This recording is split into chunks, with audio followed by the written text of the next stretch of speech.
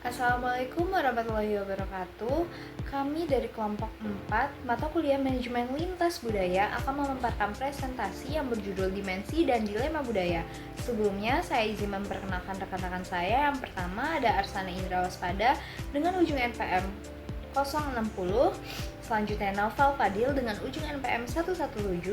Selanjutnya Rahayu Agustin dengan ujung NPM 128, serta saya sendiri Intan Hairunisa dengan ujung NPM 136. Materi yang pertama yaitu konsep dilema budaya.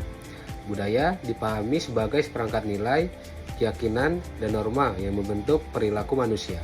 Ketika orang dari latar belakang berbeda bertemu, mereka membawa kerangka acuan masing-masing yang tidak selalu sejalan. Dilema terjadi ketika seseorang berhadapan dengan dua nilai yang sama-sama benar, tapi saling bertentangan. Budaya terdiri dari nilai, norma, keyakinan, dan tradisi yang membentuk perilaku manusia. Karena setiap orang berasal dari latar belakang berbeda, mereka membawa frame of reference atau cara pandang yang tidak selalu sama. Dilema budaya terjadi saat seseorang harus memilih di antara dua nilai yang sama-sama benar tapi berlawanan. Contoh nyatanya yaitu di Jepang, keterlambatan dianggap tidak sopan, namun di beberapa negara lain keterlambatan masih bisa ditoleransi. Seorang manajer global harus bisa menyesuaikan diri. Selanjutnya, dilema motivasi dalam konteks budaya.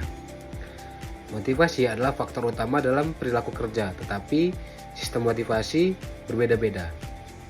Motivasi adalah pendorong utama dalam perilaku kerja, tapi sistem motivasi berbeda di setiap budaya. Misalnya, di negara individualistik, orang lebih termotivasi oleh penghargaan pribadi, bonus, prestasi individu. Sedangkan di budaya kolektivistik, motivasi lebih datang dari kebersamaan dan pengakuan kelompok. Dengan memahami perbedaan ini, seorang manajer bisa mengatur strategi motivasi yang sesuai dengan budaya karyawannya. Selanjutnya, teori-teori. Nah, di teori ini terbagi menjadi 3. Yang pertama, teori Maslow. Maslow mengajukan hierarki kebutuhan manusia, yaitu kebutuhan fisiologis, rasa aman, sosial, penghargaan, hingga aktualisasi diri. Dan yang kedua yaitu teori Herzberg. Herzberg membedakan antara faktor higienis, misalnya gaji, kondisi kerja, dan faktor motivator, yaitu pengakuan, tanggung jawab, dan pencapaian. Dan yang ketiga yaitu teori Fromm. Fromm mengajukan teori ekspektasi yang menyatakan bahwa motivasi seseorang tergantung pada keyakinannya bahwa usaha akan menghasilkan kinerja yang baik, dan kinerja tersebut akan mendatangkan imbalan yang diinginkan. Selanjutnya yaitu cultural intelligence. Kecerdasan budaya adalah kemampuan seseorang untuk beradaptasi dalam situasi lintas budaya. Individu dengan ciki tinggi dapat memahami motivasi orang lain, menyesuaikan perilaku, dan tetap menjaga efektivitas hubungan. Hal ini sangat penting bagi manajer global yang bekerja di lingkungan multikultural. Dan orang-orang yang mempunyai ciki tinggi bisa memahami motivasi orang lain, menyesuaikan perilaku agar sesuai dengan norma budaya, dan tetap menjaga hubungan yang efektif walau ada perbedaan. Dan ciki ini terdiri dari beberapa dimensi. Yang pertama yaitu kognitif ciki, yaitu pengetahuan tentang budaya lain. Dan yang kedua, motivasional ciki, keinginan untuk belajar dan berinteraksi dengan budaya berbeda. Dan yang ketiga, behavioral ciki, yaitu kemampuan menyesuaikan perilaku verbal dan non-verbal sesuai budaya. Jadi sangat penting bagi manajer global karena dunia kerja sekarang makin multikultural. Contohnya yaitu perusahaan multinasional, tim virtual internasional. Orientasi nilai budaya menurut Kluckhohn dan Strothbeck. Jadi Kluckhohn dan Strothbeck ini mengemukakan bahwa setiap masyarakat menghadapi masalah yang universal, tetapi jawaban yang mereka pilih itu berbeda. Jawaban inilah yang membentuk adanya orientasi budaya. Beberapa orientasinya antara lain yang pertama ada pandangan terhadap sifat manusia.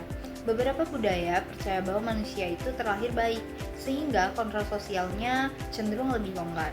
Namun budaya yang lainnya percaya bahwa manusia cenderung lebih jahat, sehingga dibutuhkan aturan yang jauh lebih ketat. Selanjutnya, orientasi mengenai hubungan manusia dengan alam. Budaya timur cenderung mencari harmoni dengan alam, sedangkan budaya barat cenderung menekankan dominasi manusia atas alam. Selanjutnya ada orientasi waktu. Budaya yang berorientasi masa lalu itu cenderung menekankan pada tradisi, sedangkan budaya masa kini fokus pada pengalaman sekarang. Dan budaya masa depan mengutamakan inovasi serta perencanaan jangka panjang. Selanjutnya ada beberapa orientasi lagi, yaitu yang pertama orientasi aktivitas. Orientasi aktivitas merupakan adanya budaya yang menekankan refleksi dan spiritualitas atau being, ada yang fokus pada pengembangan diri atau being in becoming, dan ada yang menekankan tindakan nyata atau doing. Selanjutnya ada orientasi relasional. Nah, orientasi relasional merupakan hubungan sosial, bisa individualistik, yang berfokus pada kebebasan individu atau lineal, atau beberapa hierarki atau keturunan, serta kolektif yang bersifat solidaritas dan kelompok. 7 dimensi budaya Trompeners. Trompeners menjelaskan ada 7 dimensi budaya yang sering muncul dalam kehidupan sehari-hari maupun dalam dunia kerja.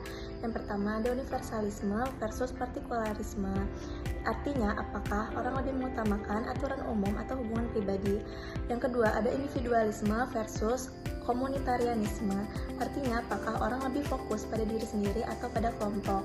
Yang ketiga ada netral versus afektif. Artinya, apakah emosi ditahan atau ditunjukkan secara terbuka. Yang keempat ada spesifik versus diffus. Artinya, apakah hubungan hanya terbatas pada situasi tertentu atau meluas ke berbagai aspek kehidupan. Selanjutnya ada pencapaian versus atribusi. Artinya, apakah status didapat dari prestasi atau faktor bawaan seperti umur dan jabatan. Selanjutnya ada waktu berurutan versus waktu sinkronis. Artinya, apakah waktu dianggap linear, satu persatu, atau fleksibel, bisa bersamaan. Yang terakhir, ada orientasi internal versus eksternal. Artinya, apakah manusia merasa bisa mengendalikan lingkungan, atau justru menyesuaikan diri dengan keadaan sekitar. Perbandingan Trompeners dan Hofstede. Kedua tokoh ini sering dibandingkan. Hofstede melihat budaya melalui survei kuantitatif dan lebih menekankan dimensi yang tetap, seperti jarak kekuasaan atau individualisme. Sedangkan Trompeners lebih bersifat kualitatif dan dinamis, menyoroti dilema nyata yang dihadapi dalam kehidupan lintas budaya. Menurutnya, budaya tidak statis, tetapi selalu bergerak di antara dua kutub. Meski mendapatkan kritik dari Hofstede soal validitas, Trompeners menegaskan bahwa modelnya bukan teori akhir, melainkan alat untuk meningkatkan kesadaran budaya dan mendorong pembelajaran bersama. Rekonsiliasi dilema budaya. Hamdan, Turner, dan Trompeners mengingatkan bahwa perbedaan budaya tidak harus dianggap sebagai konflik yang dimenangkan oleh salah satu pihak. Justru, dilema budaya bisa direkonsiliasi atau dipadukan.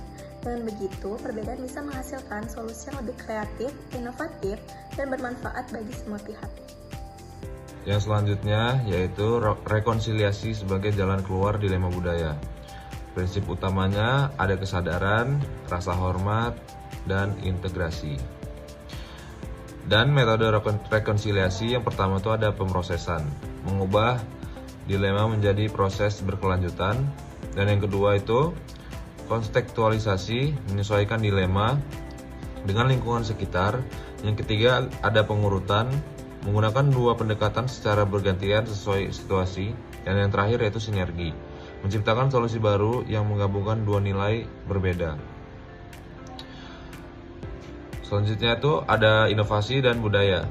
Inovasi bukan hanya produk atau layanan baru, tetapi juga mencakup metode kerja, manajemen, dan pola interaksi. Syarat budaya inovatif ialah fokus terhadap keterbukaan, dukungan terhadap ide baru, keberanian mengambil resiko, serta adanya ruang bagi partisipasi dari bawah. Pengaruh lintas budaya. Perbedaan budaya dapat menjadi sumber gagasan baru jika dikelola dengan baik. Justru dari ketegangan antar nilai yang berbeda, inovasi itu bisa lahir. Yang terakhir yaitu kesimpulan. Dilema budaya adalah fenomena yang tak terhindarkan dalam interaksi lintas budaya. Namun, Dilema budaya juga tidak perlu dipandang sebagai hambatan. Justru sebaliknya, dilema budaya adalah sumber pembelajaran, inovasi, dan sinergi. Model Trompenaars dengan 7 dimensinya membantu memahami akar dilema yang muncul. Perbandingan dengan Hofstede menunjukkan bahwa budaya bisa dilihat secara statis Hofstede maupun dinamis yaitu Trompenaars. Yang terpenting, pendekatan rekonsiliasi menjadi jalan keluar agar perbedaan budaya tidak menimbulkan konflik, tetapi justru menghasilkan solusi kreatif dan hubungan jangka panjang.